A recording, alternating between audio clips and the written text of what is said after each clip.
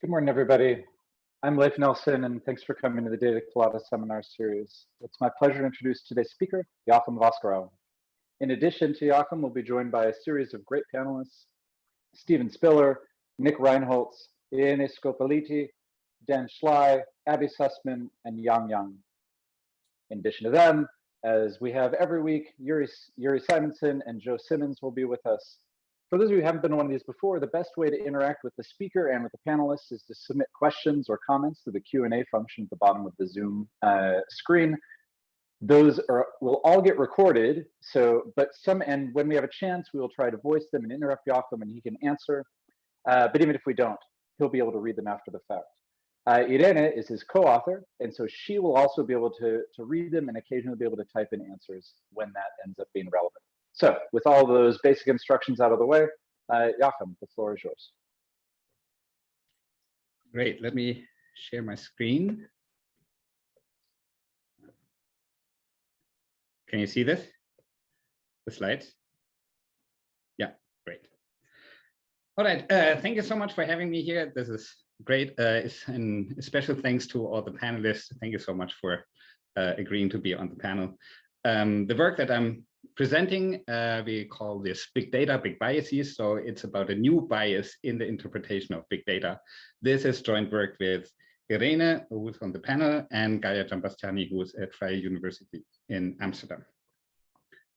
Hold on, why is this not working? Oh, here we go.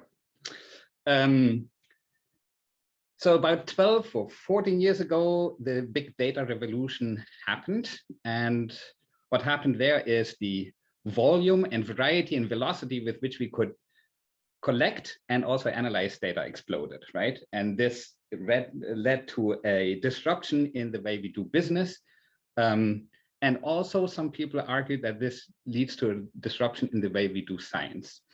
Specifically, Chris Anderson was very vocal about this, the editor of Wired magazine at the time, and said, this is the end of theory, data deluge makes the scientific method obsolete.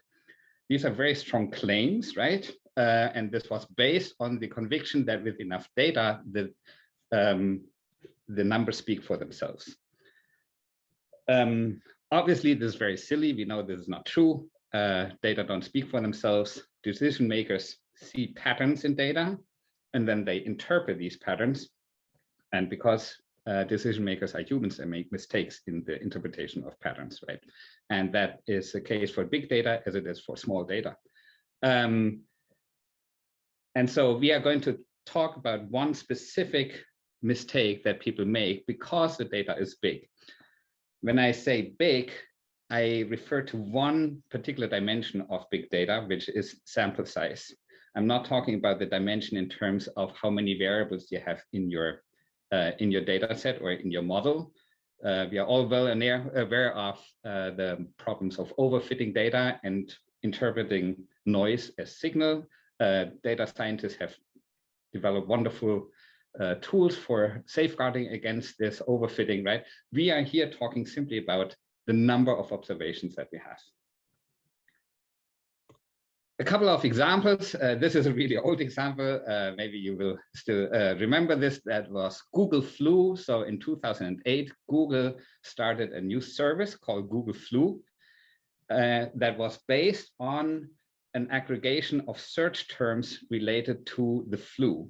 And then they correlated this with geographical areas, not only in the States, but across 25 countries. And they provided a service that claim they can predict the outbreak of the flu 10 days before the CDC can detect it, simply based on the volume of flu-related search terms, right? Google back then claimed their service is 97% accurate, and rolled this service out in all of the states. You could look up for your, I think it was on the county level. Does it exist in the States? I don't remember. Anyway, you could look up for your geographical area the risk level for the flu as small, moderate, or high, right? And as I said, that was not only a service here in the US, but across 25 countries. In subsequent years, it turned out that Google Flu actually got it wrong, and especially get it consistently wrong, they tend to overpredict the outbreak of the flu. There were many problems with the algorithm. One fundamental problem seems to have been that when people look up for or search for flu-related terms, they're not doctors, and so they don't know how to diagnose a flu, which means many flu-related searches are actually have nothing to do with the flu, which may be the reason for why Google Flu tended to consistently overpredict outbreaks of the flu. And Google stopped the service in 2015. It doesn't exist anymore. Another example, as you also probably recall, the election in 2016, where basically every pollster was wrong in predicting the outcome of the election, including Nate Silver, the king of polling and election prediction. Again, that was a combination of factors that came together that somehow made all these pollsters go in the wrong direction. So if the data don't speak for themselves, what do the data say? I'm now doing a little detour here into statistics. So there are two pillars of statistical inference. One is the law of large numbers, and the other is the central limit theorem. The law of large numbers says sample estimates approach population parameters as sample size increases. So we are more precise in estimating the mean or the standard deviation of a sample, the larger the sample is. The central limit theorem then says, irrespective of the actual population distribution of how our data is distributed, as sample sizes increases, the sampling distribution of the means approximates the normal. This is important because now we can derive things like the standard error of prediction in terms of percentage points, for example, because this is based on this sampling distribution of the means, right? With the formula being the standard deviation divided by the square root of n, where n is the sample size. Now, importantly, this holds only when we assume simple random sampling, meaning our sampling strategy is 100% unbiased. We are not more likely to sample one particular object from our population or another object, right? And there's a really interesting paper that was published in 2018 in the Annals of Applied Statistics by Xiao Limeng, who is a famous statistician at Harvard, where he tries to provide a framework for what happens if we don't have simple random sampling.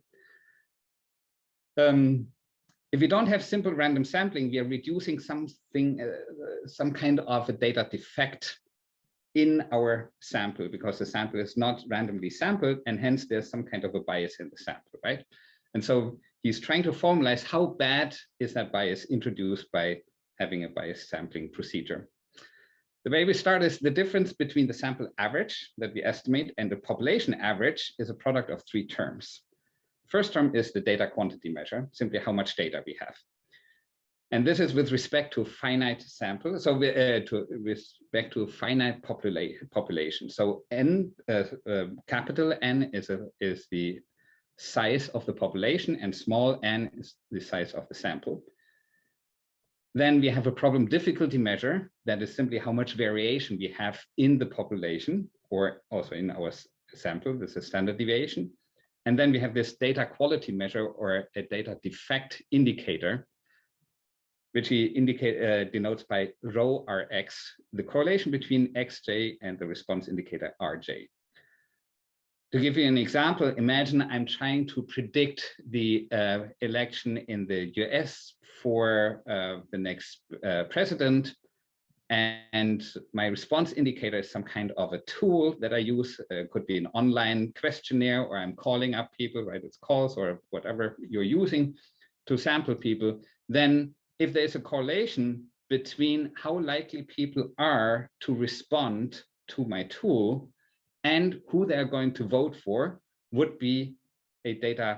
affect my data quality measure, right? So, for example, if Republicans are less likely to answer my call than Democrats are, or if they're less likely to admit that they want to vote for the Republican candidate, whatever it is, this would then show up as a correlation between xj and rj. So if that correlation is 0, that's the case of simple random sampling or the complete absence of sampling error. And the higher that correlation is, whether it's negative or positive, the more of a bias we have in our data or in our sampling procedure. Now notice that this correlation is silent about where this comes from. So it could be that Republicans are less likely to respond. It could be that it is a problem in our sampling frame. For some weird reason, we are sampling less Republicans than the representativeness of a sample would require, right? The correlation doesn't say anything where it comes from. It only says there is some, there's a relationship between the likelihood of response, collecting a response, and whether they are voting Republican or Democrat, right? And so it turns out that this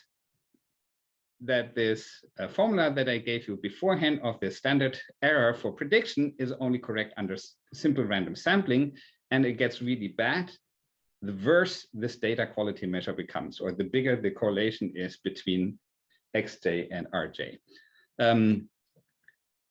So now we have to think of how do we compare the predictive quality of data. If you assume we have two samples, one sample was collected under simple random sampling, so this correlation was 0.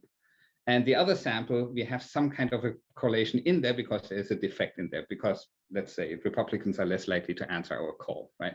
We have to compare the two. Mon comes up with 3 different ways of doing this. We can, for example, compare a mean squared error that is standardized of these two samples. There's another way he proposes, which I find very illuminating and illustrative, but that he calls n-star effective. N-star effective is the sample size that you would need under simple random sampling to come up with the same mean square error in prediction as my bias sample. So if I have a sample and I know how big this data defect indicator is, or this correlation between xj and rj, then I can compute how big my sample would have to be if we had sampled under simple random sampling, which means the second sample under simple random sampling is always smaller than my bias sample because it's more effective, basically, right? We are getting rid of this data defect in the bias sample.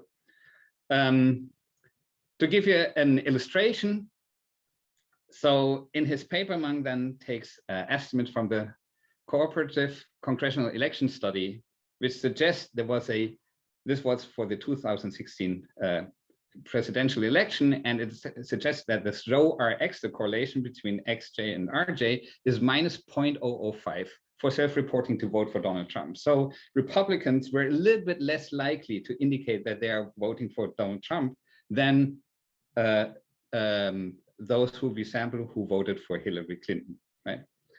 No, not Hillary. Who was it? Yeah, it was Clinton, right? Okay.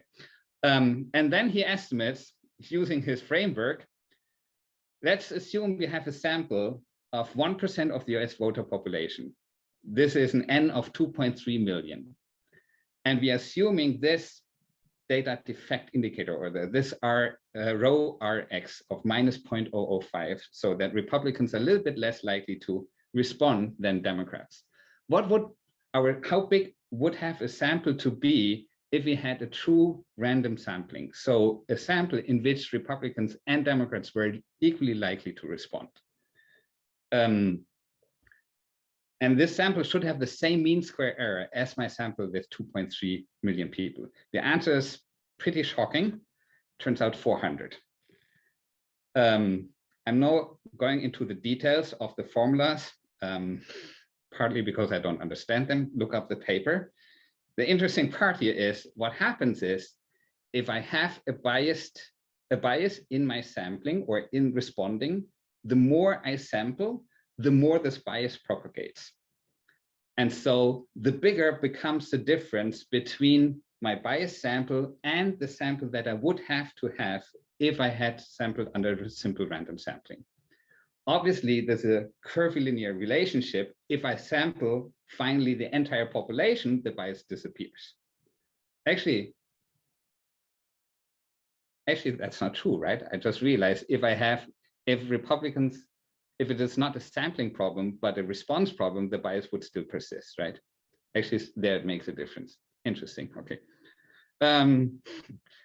So here we have a bias that propagates through the sample and becomes larger as the sample grows, right?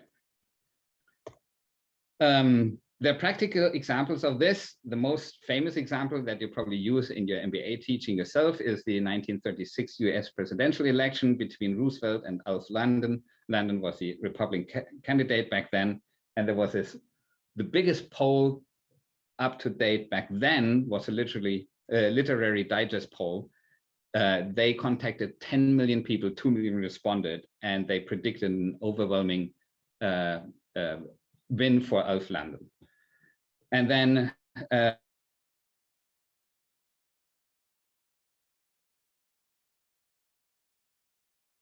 and he predicted the opposite, that Roosevelt would win. And turns out that was the most lopsided election in the US in terms of college votes, with Roosevelt winning in a landslide over Landon, right? And so the different reasons for why this has happened. Notice that George Gallup here didn't use a simple random sampling. He used a quota sample. So he tried to simulate random sampling by using quotas, right? The literary digest from their own reader base, which was probably heavily slanted towards the Republican base, right? So this is just an example of how you can make simply by having a better sampling strategy and getting a more a smaller mean square error in your prediction. Here's a more recent example. That's from 2021, a paper published in Nature by Bradley et al. And they use this Hmong framework that he published and apply this to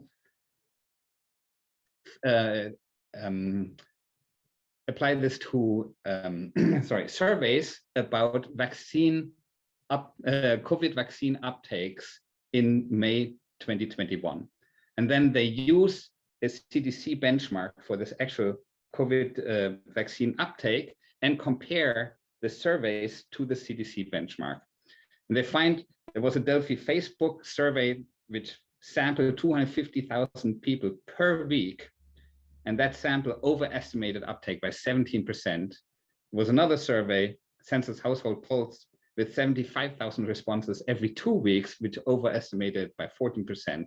And then finally, there was a much smaller survey with 1,000 responses per week, which was largely accurate. Again, showcasing that sample size can't make up for having a biased sampling strategy, right? Joachim, can I jump in with a really quick question? Yes, please.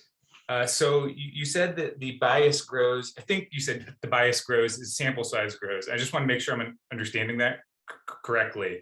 Mm-hmm. So in the previous slide, the largest sample had the largest miss, but that's not necessarily because of sample size. The bias is just that you have a false sense of precision as sample size grows, not that the actual difference between your estimate and the true population value grows. Am I correct in that?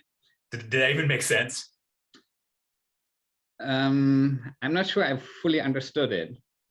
But so like, there's one way of interpreting bias grows is that your estimate of the parameter gets more and more off. But I don't think that's what you're saying. It's just that you gain greater and greater confidence in a bad estimate the larger sample size gets. Am I correct? Was that bad? Partly. Someone else who's better at statistics might have to jump in and reinterpret my question or tell me I'm dumb. Both happens. What happens is as sample size increases, your confidence interval becomes smaller. But because of the bias, it becomes off the mark. And so the larger the sample size, the smaller the confidence interval, but the more it is off the mark. So another way, an alternative to this n-star effective that Mang proposes is he proposes you can calculate the factor by which the 95% interval misses the true estimate. So Joachim, just to follow up on Nick's point, because I think there's two things here. One is about confidence intervals and kind of inference making. The other thing is about the degree of bias. So like you can think about it in terms of being a couple degrees off, going a few meters versus a couple of degrees off and going 10 kilometers. For the same X number of degrees off, you have a much larger observed difference if you've traveled 10 kilometers, right? And so my way of taking Nick's question was that, is it that as you're sampling larger samples, is the number of degrees that you are off increasing as a function of that sample size? My understanding is that it is, yes, it does increase. Can I just ask while we're asking questions, can I take a step back for a sec to this data defect correlation? And so what, you don't need to go back in the slides. Just in terms of measuring this, is this something that's easy to measure before the fact, or is it something that's only easy to measure after the fact? And so how much can you prepare for this, or do you know like what the relevant dimensions are where you should be measuring this? Now, this is a great question. So this data defect measure is only, you can only get an estimate of this after the fact. So we need a prediction and we need an actual benchmark. And from that, we can then infer what that data defect indicator was, right? Or how big the data defect was. In the real world, if you don't have a benchmark, you have no idea what this data defect is. It's even worse than that. You don't even know in which direction it goes, right? You don't know whether this is positive or negative.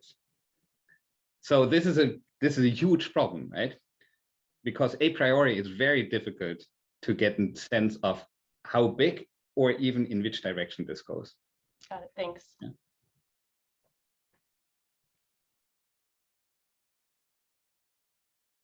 All right, Nick, probably this slide is about your question. So why is that a big data problem? It's a big data problem because this data defect propagates through the sample and becomes worse the larger the sample is, right? It's a problem that grows with sample size.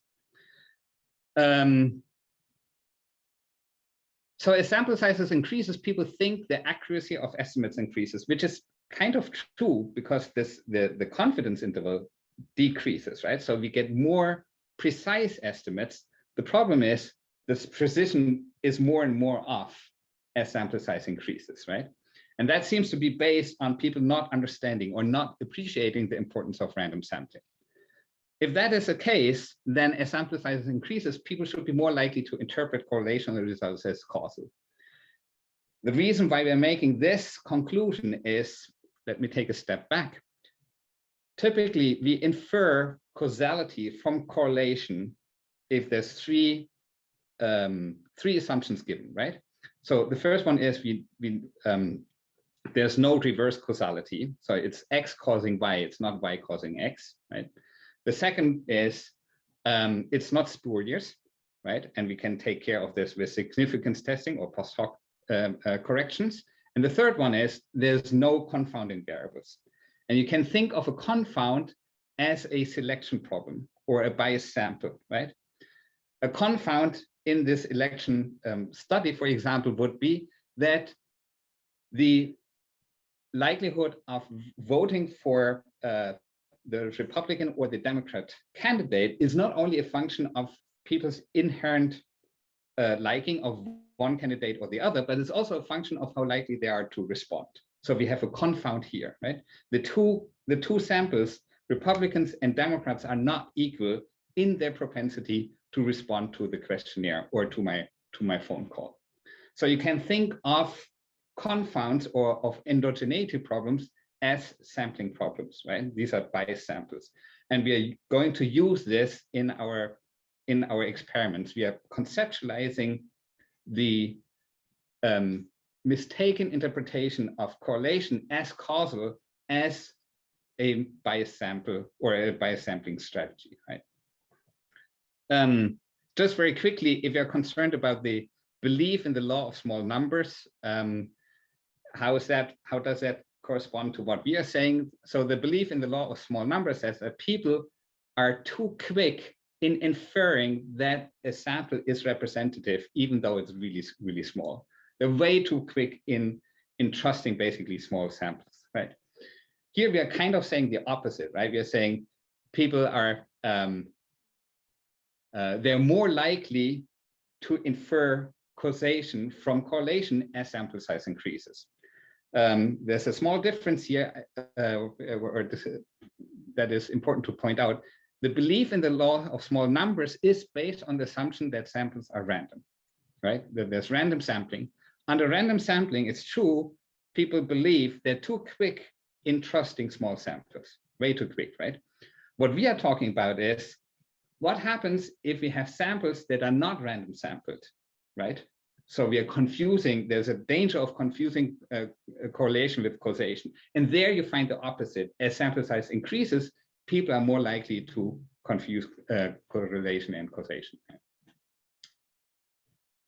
Okay, what I would like to do today is look at whether people are more likely to interpret correlational results as causal when sample sizes are large.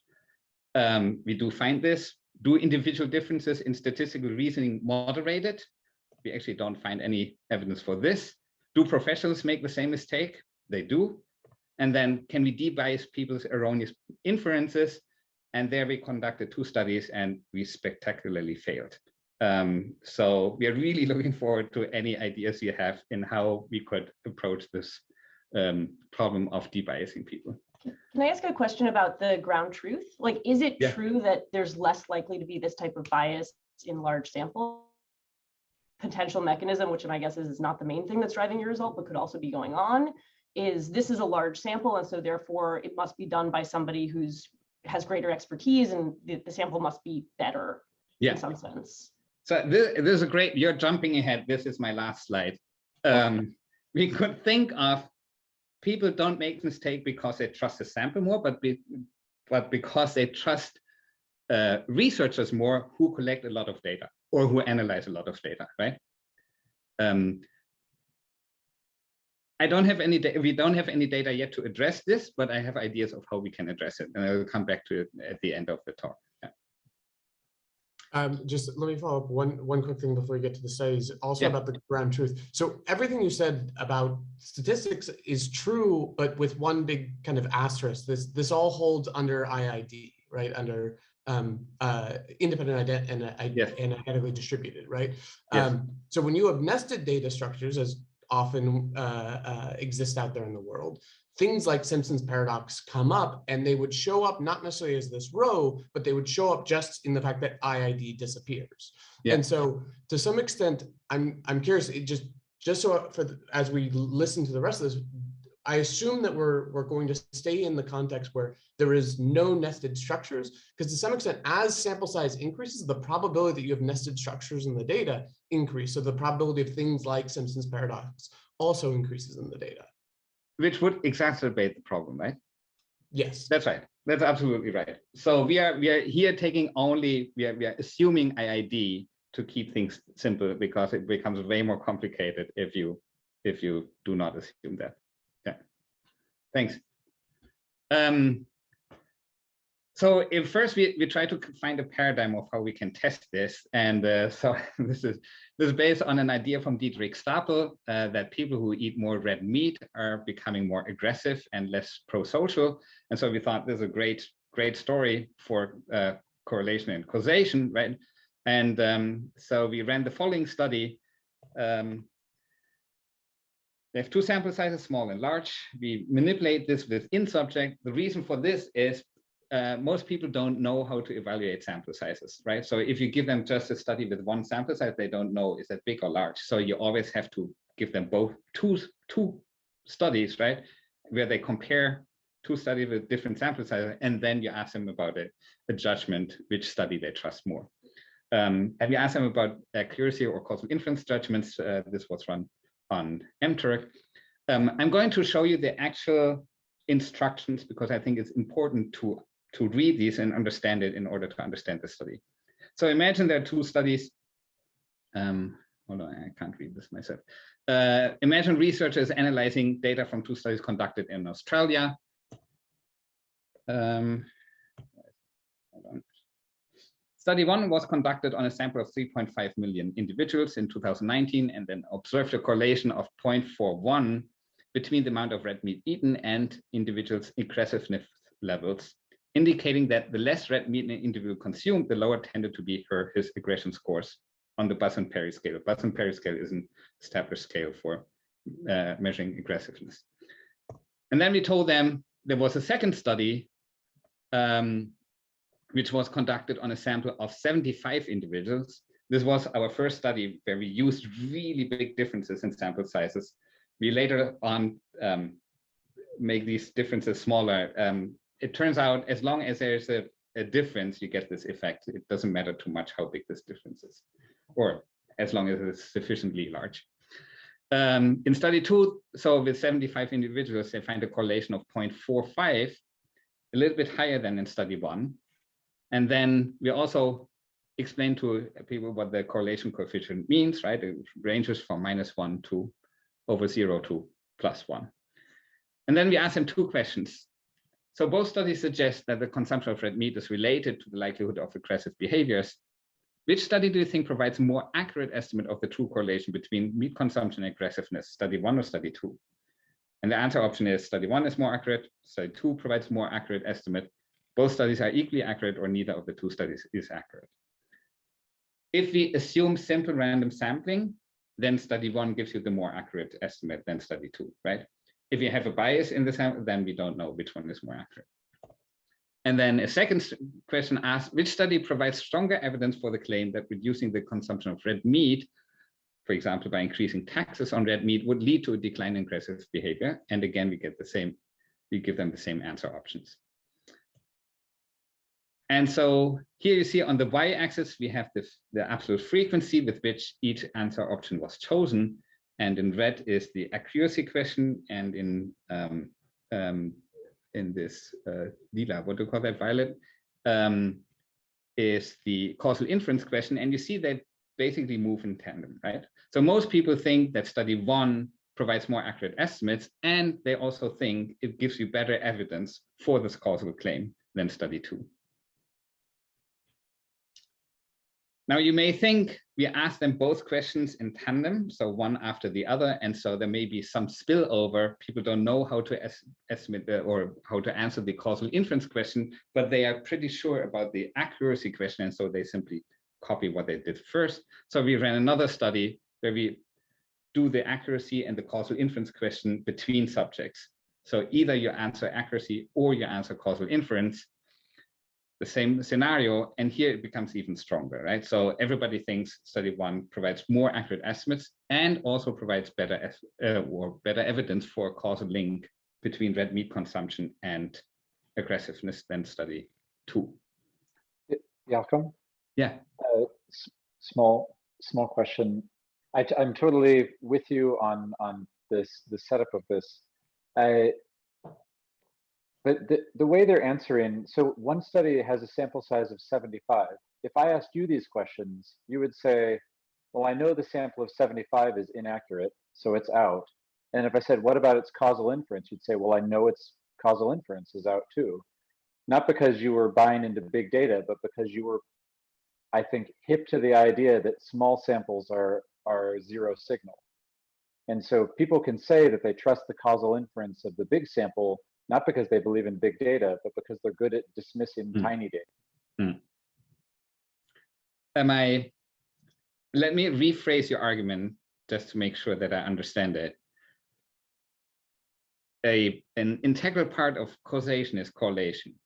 Without correlation, I can't claim causation, or well, that's not necessarily true, but in most cases that's true, right?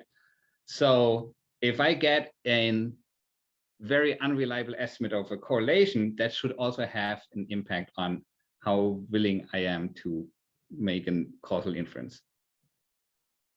Sure. I think if you, well, sure. Basically, if you're willing to put a stamp on you said, which of these studies are you convinced is definitely not worth paying attention to? you would say tiny sample.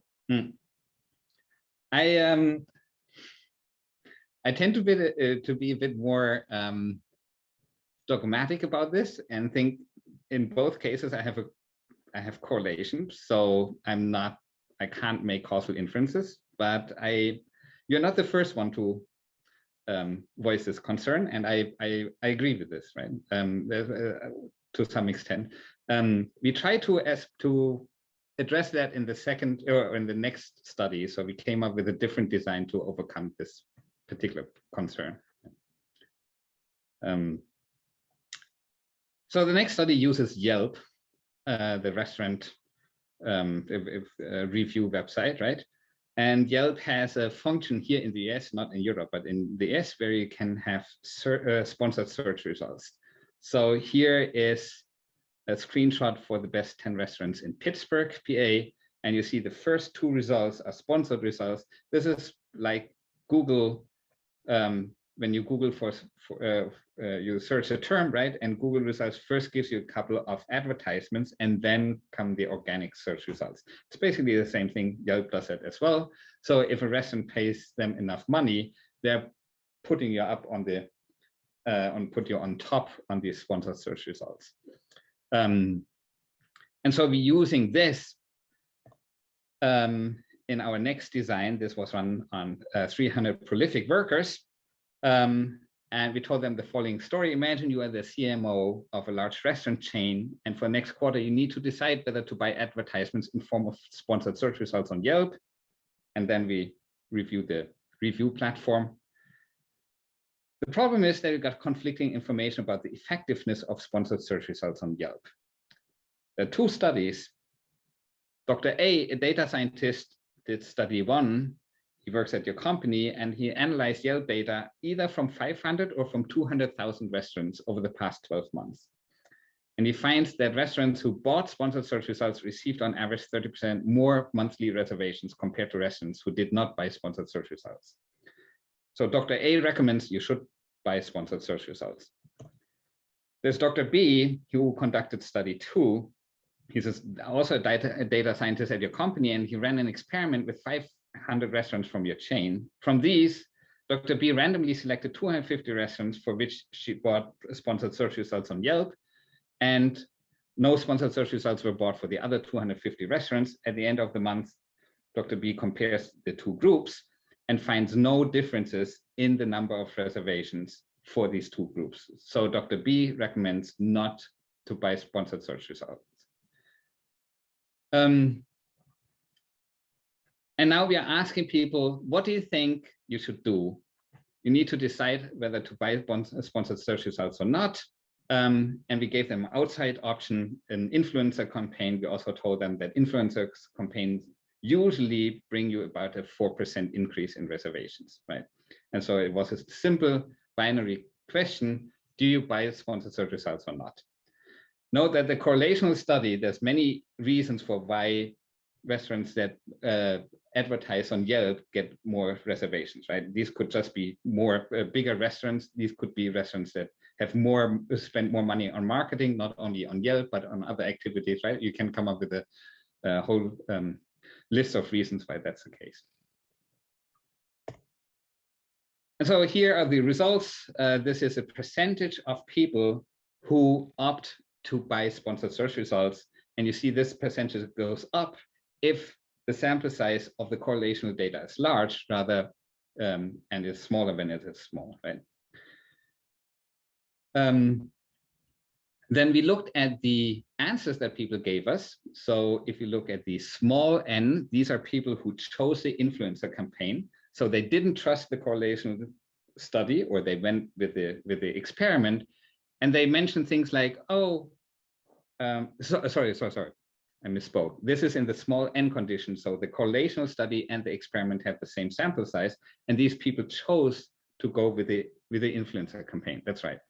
And so they mention things that are unrelated to correlation or causation, such as influencers are good, or a certain increase is better than a probable increase. A few people mentioned that the experiment is more reliable, or refer to differences in samples, right? If you look at those who choose to buy Yelp, in the large N condition, you find actually a sizable proportion of people who mention larger N, right? So they directly refer to the larger sample size. This study design had a couple of problems because between the two studies did not only differ in terms of whether it was correlational and whether they found an effect or not, but they also differed in other dimensions, such as which restaurants were estimated, the time frame, right? Then we had this outside campaign, this influencer campaign. So in the next study, we try to get rid of all these other differences and have the only differences for the two studies was sample size and whether that's correlational or an experiment.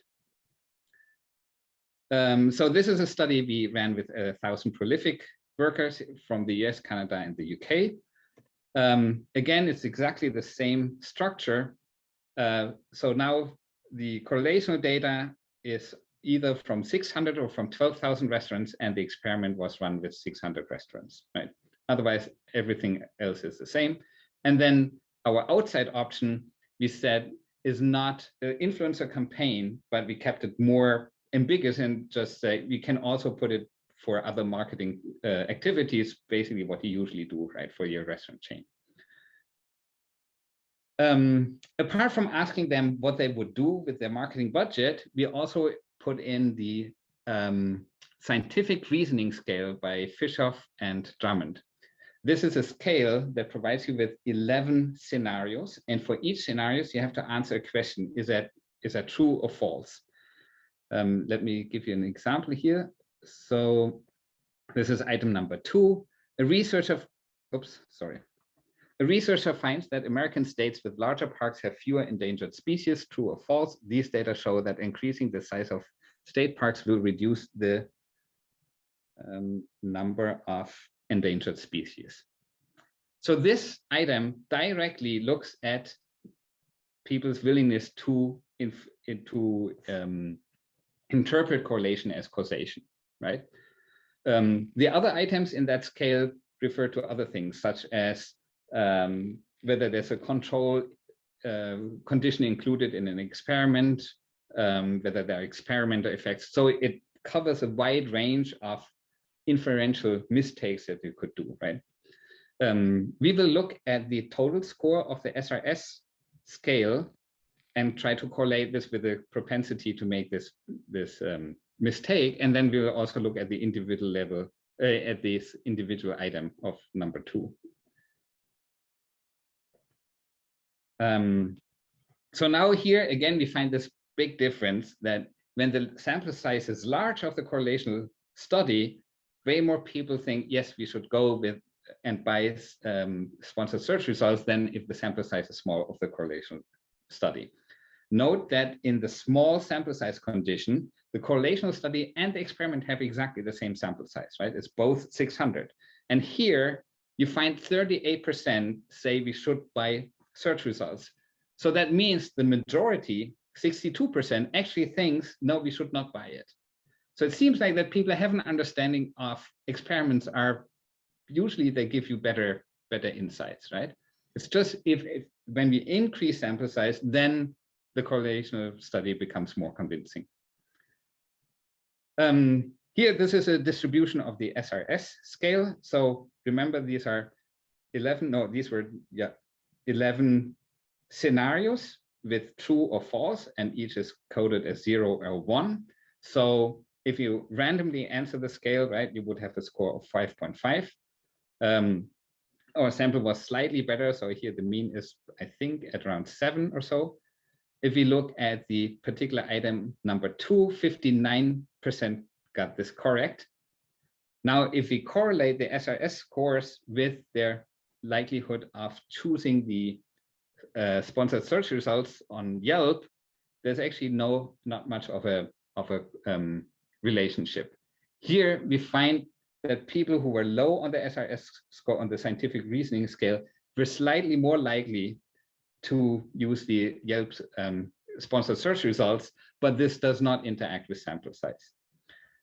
And you get exactly the same result if you look only at this item number 2, right? That's asked specifically about whether you can infer causation from correlation. Irene, you have a question? Yes, I just wanted to highlight, there was a question early on that was about whether this is just a matter of interpretation, so whether people trust large samples because they don't understand statistics. I thought you could elaborate maybe on this result to address that. I would actually make the opposite case. So if people don't understand statistics, they shouldn't be sensitive to sample size, right? So it seems like people who understand, they must have some understanding of statistics, otherwise they wouldn't trust the large sample size study more.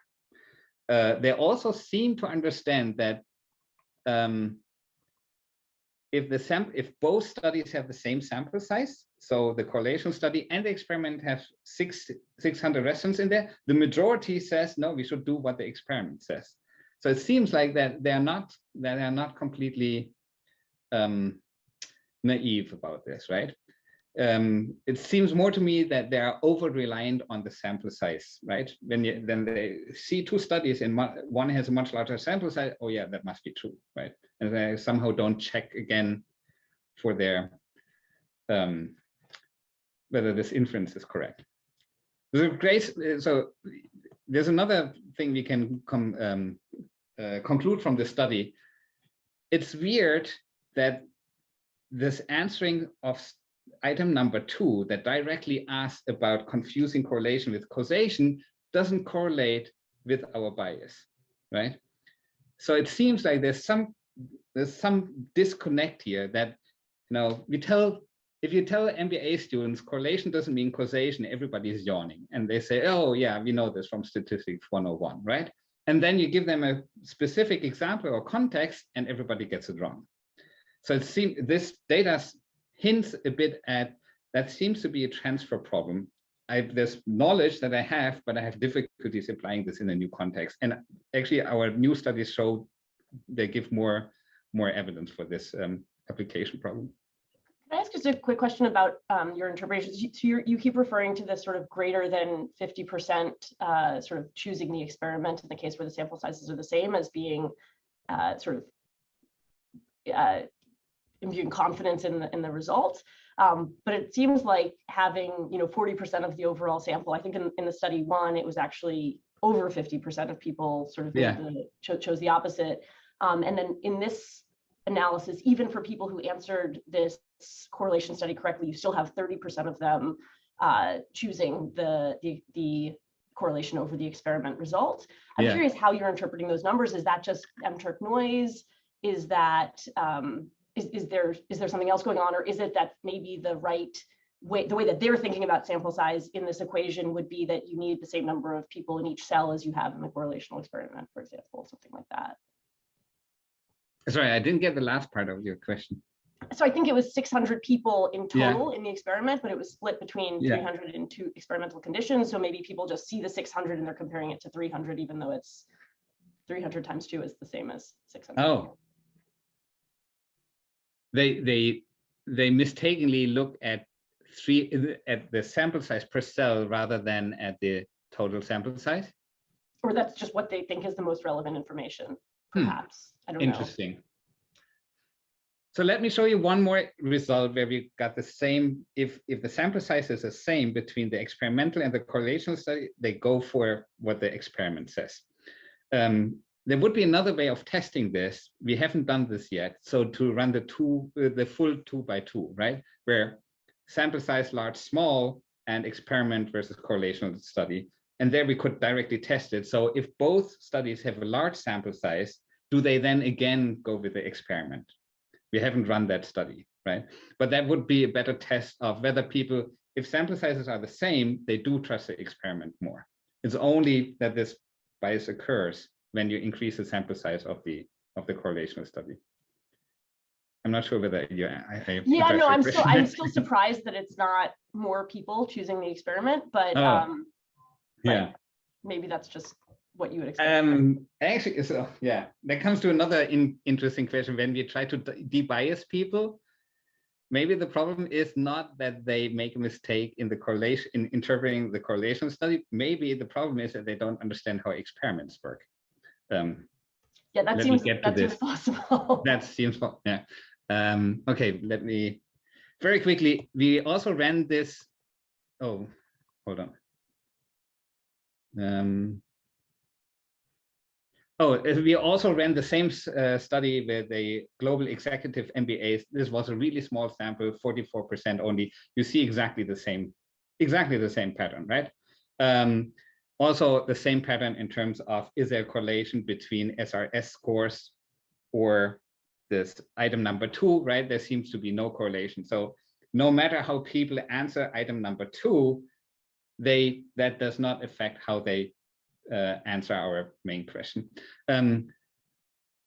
Let me skip one study. We ran one study where we orthogonally manipulate whether the experiment provides evidence for search results not working, or whether it provides evidence for the search results working, and the correlation study does exactly the opposite.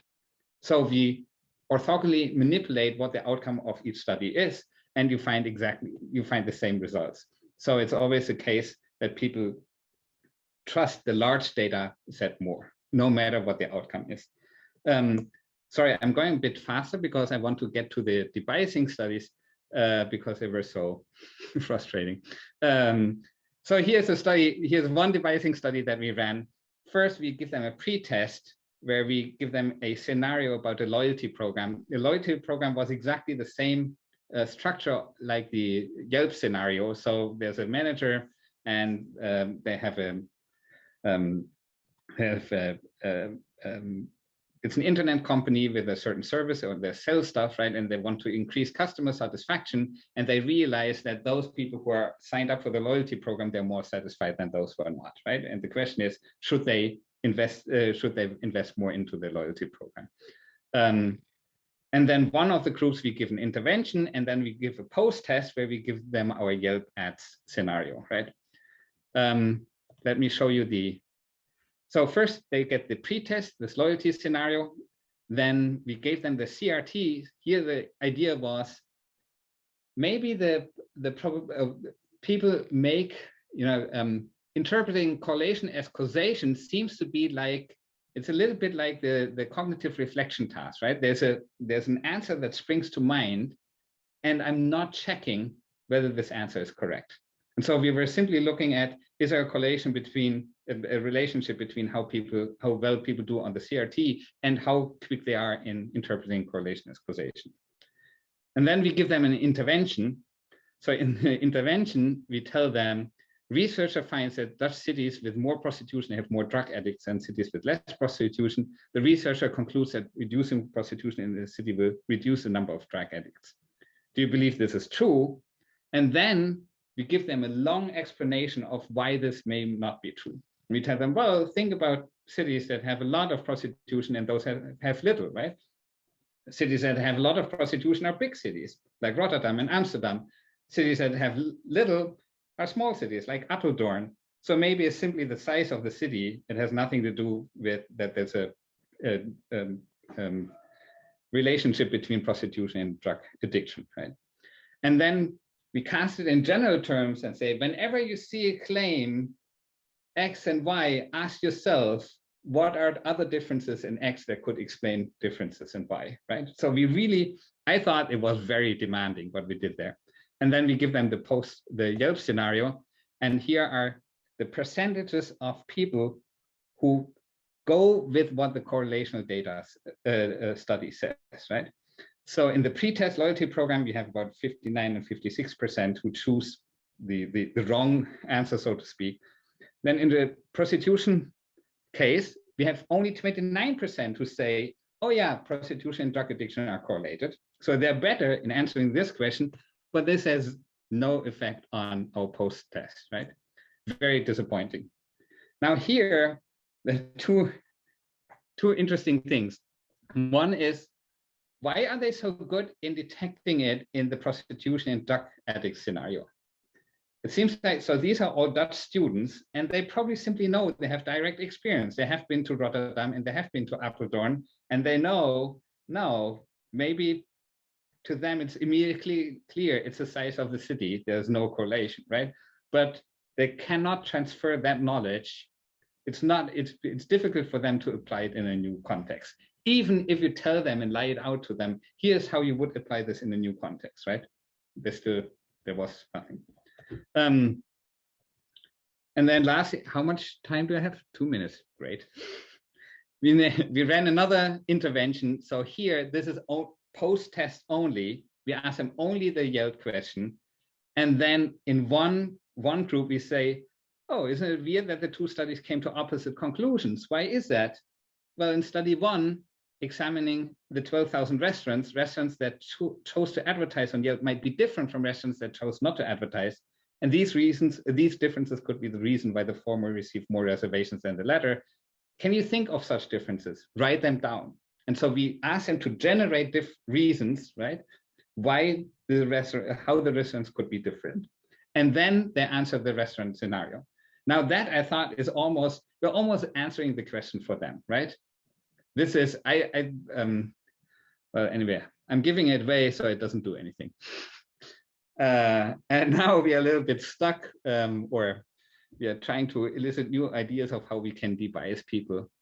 Let me give you a couple of ideas. It seems to be that transfer of knowledge is a problem, right? People understand it in one context, but they have difficulties applying it in a new context. Maybe the problem is not that they don't understand correlation. Maybe the problem is that they don't understand randomization, what randomization can do for you, right? There's another, we got this in a couple of experiments. People mentioned this in their open-ended responses. So, oops, sorry. They said something like, people confuse, or maybe people confuse external and internal validity. They think that the experimental results are less trustworthy because people do not self-select into the treatments. So somehow they believe the correlational study is much better because it's more externally valid. I'm not really sure what to make of this, because that seems to be a fundamental misunderstanding of correlation and causation. I'm not sure how to get at this, right? But it's an interesting observation that some people have been arguing for the correlational study to be more trustworthy. Right? Okay, let me stop here because I'm running out of time. If you have any ideas for us or comments of how to de-bias people, please send them our way. Thanks a lot, Joachim. That was really fun. And thanks to all of our panelists for being so engaged, and also to our audience who submitted all kinds of great Q&A that hopefully will be useful for both Joachim and Irene. And so that's it for today. Everybody enjoy your weekends, and we'll be back next week. Thanks a lot. Thank you so much.